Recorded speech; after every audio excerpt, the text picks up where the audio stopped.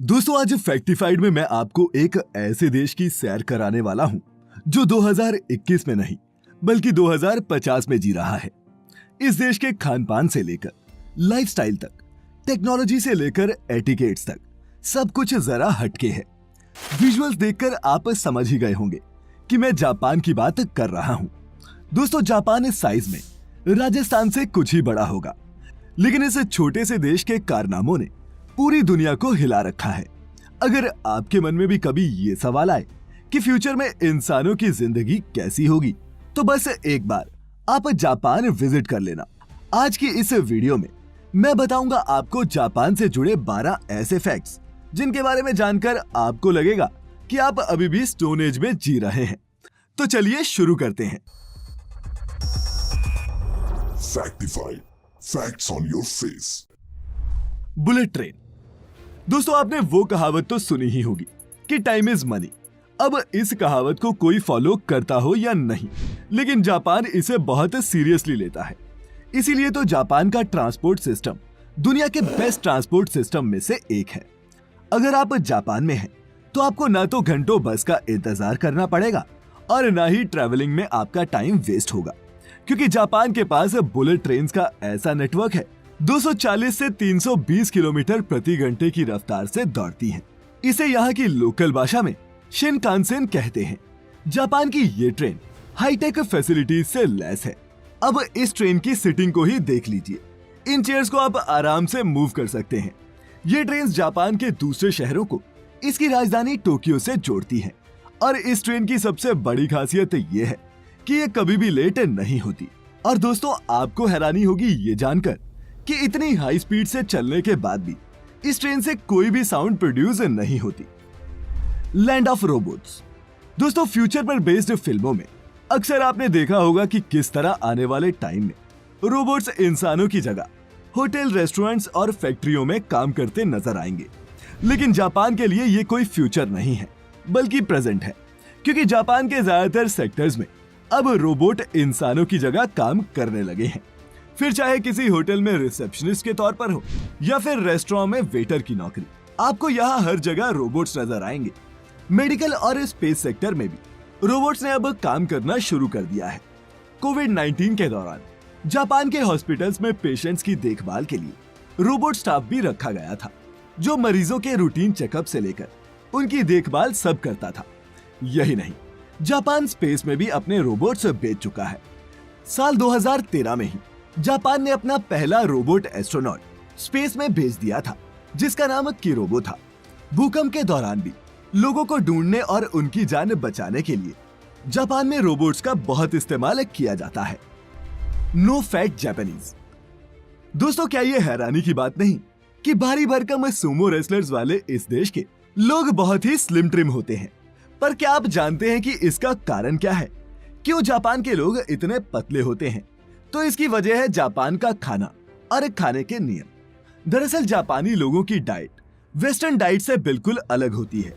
यहाँ के लोग तला भुना या फिर ऑयली खाना पसंद नहीं करते और ना ही इनकी डाइट में कोई डेयरी प्रोडक्ट शामिल है। यही नहीं, चिकन, मटन और बीफ की जगह यहाँ सी फूड ज्यादा खाया जाता है, जिसमें प्रोटीन और ओमेगा 3 फैटी एसिड्स अच्छी मात्रा में होते हैं। जापानी सरकार ने तो अपने सरकारी कर्मचारियों के लिए कानून भी बना रखे हैं। जापान के मेटाबो लॉ के मुताबिक 40 साल से ज्यादा उम्र के पुरुषों की कमर 33.5 इंच से ज्यादा और औरतों की 35.4 इंच से ज्यादा नहीं होनी चाहिए। और ये स्केल यहाँ के सरकारी कर्मचारियों का मोटापा कंट्रोल में रखने के लिए रखा गया है। और दोस्तों जापान से unique secret for a longer and happy life उनके लाइफस्टाइल में ही छिपा है। उनके इस वे ऑफ लिविंग को बारीकी से समझने के लिए आप सुन सकते हैं कुकू एफएम पर इकिगाई नाम की ये लाइफ ट्रांसफॉर्मिंग ऑडियो बुक, जो आपको मदद करेगी इन फिगरिंग आउट कि लाइफ को पॉजिटिवली कैसे जिया जाए।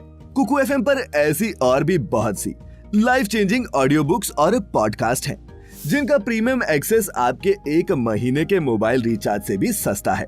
लेकिन फिर भी अगर आप हमारा कूपन कोड इस्तेमाल करके कुकू एफएम का प्रीमियम सब्सक्रिप्शन लेते हैं, तो आपको 20% का सीधा डिस्काउंट मिल जाएगा। और अगर आप यही सब्सक्रिप्शन 17 से 19 सितंबर के बीच लेते हैं, तो आपको मिल सकता है 50% का डिस्काउंट। दोस्तों सारी डिटेल्स आपको डिस्क्रिप्शन बॉक्स में मिल जाएंगी। Hi tech toilets. आपके साथ कभी हुआ है कि आप किसी टॉयलेट में गए हो और उसकी हाईफाई टेक्नोलॉजी और क्लीनिंग को देखकर चौंक गए हो? अब हमारे देश में ये अभी होना तो मुश्किल है, लेकिन अगर आप जापान में हैं तो यकीनन आपके साथ ऐसा हो सकता है। जापान जाने वाले टूरिस्ट यहाँ के टॉयलेट से काफी इंप्रेस हो जाते हैं, और वो इसलिए क्योंकि जापान जैसे मॉडर्न टेक्नोलॉजी वाले टॉयलेट्स आपको किसी भी और देश में देखने को नहीं मिलते। इन टॉयलेट्स में क्लीनिंग फैसिलिटी के साथ साथ seat heater, blood pressure, weight और यूरिन चेकर फैसिलिटी तक मौजूद होती है। इसके अलावा जापानी महिलाएं काफी शर्मीली होती हैं, जो फ्लश साउंड को कवर करते हैं। इसीलिए वुमेन टॉयलेट्स में नॉइज डिवाइसेस लगे होते हैं जो फ्लश साउंड्स को कवर करने का काम करते हैं। Automatic bicycle parking. दोस्तों जापान में जितने लोग नहीं हैं, उससे कहीं ज्यादा साइकिल्स हैं, और एक एस्टिमेट के मुताबिक यहाँ 8 करोड़ से भी ज्यादा साइकिल्स हैं। अब इतनी साइकिल्स हैं तो उन्हें पार्क करने के लिए जगह भी तो चाहिए ना। इसका भी यहाँ बड़ा ही हाईटेक सॉल्यूशन है। यह है जापान की ऑटोमेटिक अंडरग्राउंड पार्किंग। यहाँ साइकिल पार्क करने के लिए लोग मैग्नेटिक कार्ड्स का इस्तेमाल करते हैं। कोड स्कैन होने के बाद ऑटोमेटिक लिफ्ट साइकिल को अपने आप पार्किंग एरिया में ले जाती है और उसे खाली स्पेस में पार्क कर देती है। साइकिल को रिट्रीव करना भी उतना ही आसान है जितना उसे जमा करना। वहीं दोस्तों जहां दूसरे देशों में कार खरीदने के लिए आपके पास सिर्फ बैंक बैलेंस होना चाहिए, वहीं जापान में कार खरीदने से पहले पार्किंग सर्टिफिकेट बनाना पड़ता है। जी हाँ, दरअसल स्पेस कम होने की वजह से जापान में बहुत कम पार्किंग एरियाज हैं, और ये सर्टिफिकेट सबूत होता है कि कस्टमर के पास पार्किंग की जगह है, और अगर ये नहीं है तो आप यहाँ गाड़ी लेने की सोच भी नहीं सकते। Capsule hotel. दोस्तों जापान के कैप्सूल होटल इस देश की टेक्नोलॉजी और फ्यूचरिस्टिक सोच का एक बहुत अच्छा एग्जाम्पल है। ट्रेन मिस हो जाए, या फिर किसी महंगे होटल में रहने के पैसे ना हो, या फिर सिर्फ कुछ घंटे झपकी मारने का ही मन हो, जापान में हो तो इन कैप्सूल होटल में जरूर जाएं। किसी कैप्सूल की तरह दिखने वाले इन होटल्स में सिर्फ बेडरूम स्पेस होता है, लेकिन ये सभी मॉडर्न फैसिलिटीज से लैस होते हैं। टीवी, लॉकर्स जैसी फैसिलिटीज के साथ साथ अटैच वॉशरूम भी होता है। Futuristic symmetries. स्पेस की कमी की वजह से जापान के कब्रिस्तान में जमीन बहुत महंगी है।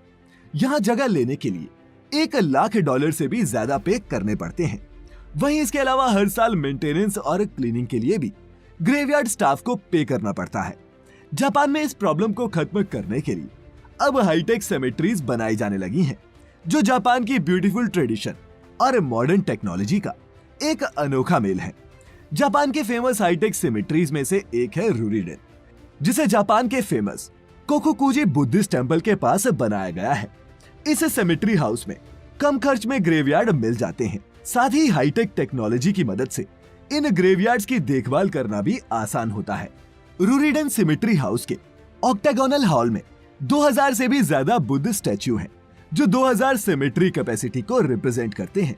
किसी विजिटर के आने पर जिस बुद्ध प्रतिमा की लाइट ऑन होती है, वही विजिटर के लव्ड वन का स्टैच्यू होता है।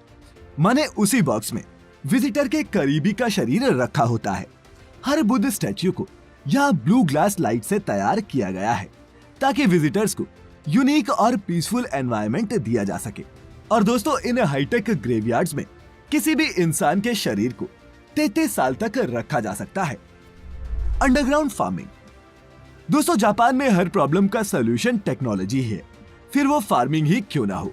चूंकि जापान का लैंडमास बहुत कम है, जापान अपनी अनयूज्ड टनल्स और सबवे का इस्तेमाल भी फार्मिंग के लिए करता है। क्या आपको यकीन होगा कि जापान के मार्केट में मिलने वाली ये एक्सपेंसिव और हेल्दी वेजीज यहाँ की टनल्स और अंडरग्राउंड एरियाज में उगाई जाती हैं।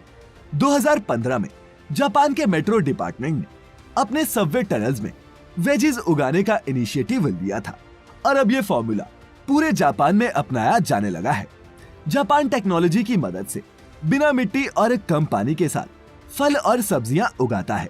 जापान के अर्बन एरियाज में बहुत सारी एग्रीकल्चर कंपनीज हैं, जो बिल्डिंग्स और अंडरग्राउंड एरियाज में फल और सब्जियां उगाने का काम करती हैं। अब सोचिए अगर ऐसा कुछ हमारे देश में हो जाए तो। Unique fruits and veggies. अब जापानीज एग्रीकल्चर की बात हो और हम यहाँ के अजीबोगरीब दिखने वाले फल और सब्जियों की बात ना करें, ऐसा कैसे हो सकता है। जापान के क्यूब शेप्ड वाटरमेलन्स तो आपने भी देखे होंगे, लेकिन क्या आप जानते हैं कि जापानी इन क्यूब शेप वाटरमेलन्स को कैसे उगाते हैं? अगर आपको लगता है कि इसके लिए ये जापानी कोई केमिकल फार्मूले का इस्तेमाल करते हैं, तो आप दोस्तों गलत हैं। जापान के लोग ये वाटरमेलन्स को क्यूब शेप देने के लिए क्यूब मेटल बॉक्सेस का इस्तेमाल करते हैं, जो फार्मिंग के दौरान इन वाटरमेलन्स को ये शेप दे देते हैं।